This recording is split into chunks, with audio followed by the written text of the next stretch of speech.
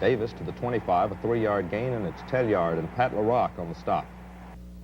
Oh, we're at halftime in today's Auburn Football Review, and before we discuss where we stand at halftime in the ball game, let's pass out to some thanks to some people who have helped us over the years on the Auburn Football Review, starting very first with our film crew that does such a magnificent job, led by Stan Tarleton, the chief photographer who has filmed every Auburn football game for the 21 years you've been on, save 1 year when he did not do it. He's always done a splendid job. And Roger Thomas, who gets such outstanding slow-motion action shots from the press box, and also is the program director in the afternoon for the Auburn Football Review. And Harold Ezell, our sideline slow-motion cameraman, who also edits the film, and believe me, that is an all-night job, and Harold does a great job with it. Don Cowden, who gets the great color shots of the crowd and the cheerleaders and the majorettes, and Floyd Dozier with a backup camera in the press box, and all the other technicians here at the studio, Joe Bryan and his stage crew and studio cameraman, the audio operators, and in addition to the people here at WSFA who has produced this program with you for 21 of your 25 years, I'd like to thank Buddy Davidson over at Auburn, your sports information director, who is such great help to us all the time. Well, thank you, Carl, and I'd like to second the motion on all the people that you talked about here at WSFA who have done such a splendid job, and also I'd like to express my thanks to you. Well, you have made it mighty easy for me, and you put me completely at ease, and a lot of people talk how relaxed I am on television. Well, it's because of Carl Stevens. Well, thank you. Because you know what's going on, and you keep me informed beautifully, and it's just a pleasure to work with you. And then, of course, there's Lucky Forney Advertising Agency, and Pat Dunbar with that agency, and Bob Lucky III with that agency, and, of course, South Central Bell and Mr. Ben Brown. We couldn't do without them, and what a great organization Ben Brown and South Central Bell have, and how much we appreciate their help. Well, it's halftime now. Alabama has a 7-0 lead, and Auburn has played some good football this first half. How are you feeling? Well, it's wishful thinking as we sit here today and talk about it, but on the basis first half, we'd contained Alabama reasonably well. They are certainly a great football team, a powerful football team, but we felt that we were very much in the football game, and with a break here and there, and some consistency on defense, and able to move the football a little bit more, and a little better passing game. In other words, get something going, that we had a chance. I say it sounds wishful today, but at that time, 30 minutes after the game had started, we felt real good about our position in this football game. Alabama had the option in the third quarter and elected to receive, so it'll be Neil O'Donohue kicking off for Auburn. I thought maybe at this point, if Auburn could hold Alabama on the first series of downs, it might really mean something later on, but as it turned out, Alabama takes this opening kickoff and drives for a touchdown. Shelby brings the kickoff back and fights his way out to the 23-yard line, and look who's in there, number 2, Neil O'Donohue. Neil O'Donohue, he likes to go down. Now, I've never seen as many people off balance and not under control as on that kickoff team. Shelby is the kind that dances around and jumps. Now, here's that fumble, I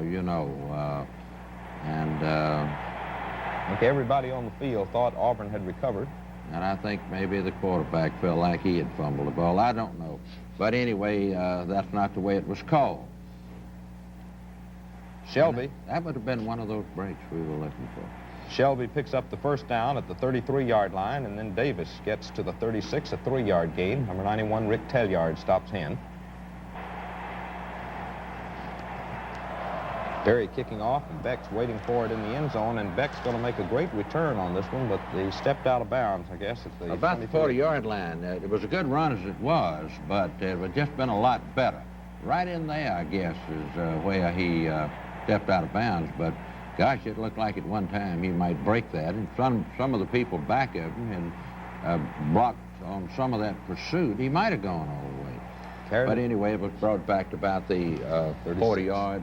36-yard line. 36-yard line. Ran it down to the Bama 28. Gargis goes around right in for 7 yards to the 43-yard line. Alan Pizzatola on the stop. 2nd and 3 from the 43 now for Auburn. And right along in here, we were moving the ball pretty good. All right, he decided to run. And Phillip has quick feet, and he picked up some yardage there.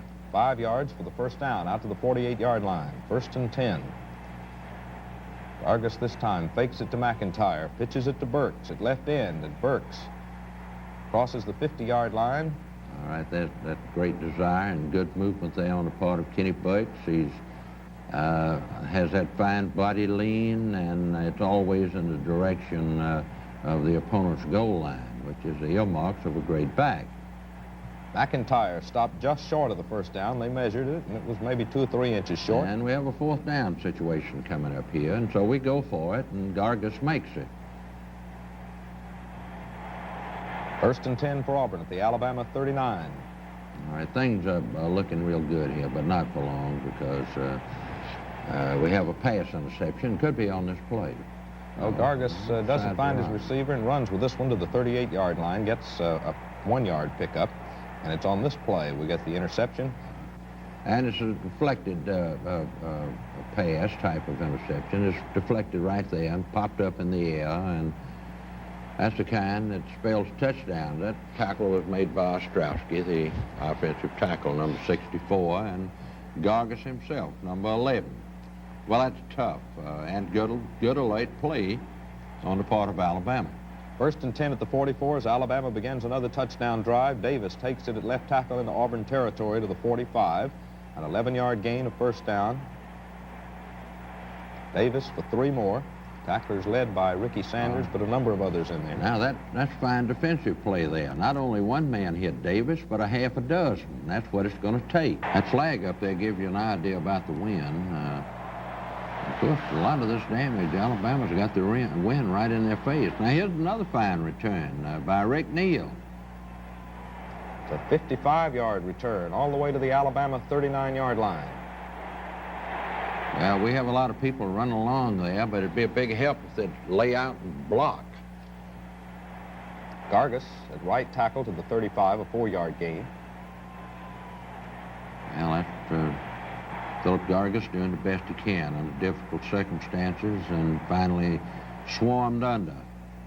Pitch out goes to McIntyre. McIntyre's hit, fumbles, and Alabama recovers at the 37.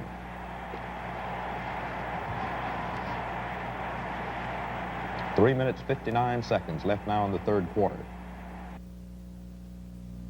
And now, Coach Jordan, we come to a very special part of this final program. We have as a very special guest on the Auburn Football Review today, Mr. Ben Brown, South Central Vice President in charge of Alabama operations.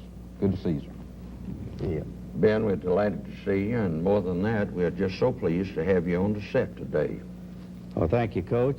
You're retiring after 25 exciting years as head coach at Auburn University. For the past 17 years, we at South Central Bell have been privileged to bring the Auburn Football Review to your many fans here in Alabama. And Carl, I believe this marks your 13th year with the Auburn Football Review. These have been proud years, and we are proud of the association that we at South Central Bell have had with both of you, and we want to thank you for them. And football fans, we believe the finest tribute that anyone could pay Coach Ralph Shug Jordan is to relive some of the greatest moments that he's had at Auburn University. So sit back and enjoy our salute to Shug.